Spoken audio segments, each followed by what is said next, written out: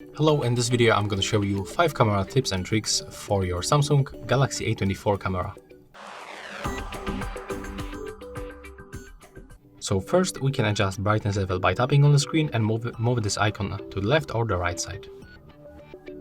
Second tip will be about the volume buttons. They are located right here. When you click on the volume up or volume down, you can just take the photos with these buttons.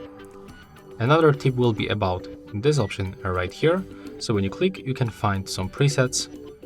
As you can see, they are changing the color and the temperature. You can also adjust the strength of each filter by moving this slider.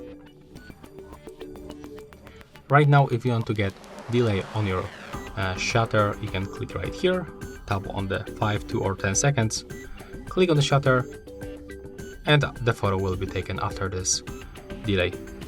And the last tip will be definitely about the more modes. So right here you can find very useful Pro mode, where you can adjust basically every parameter of your photos.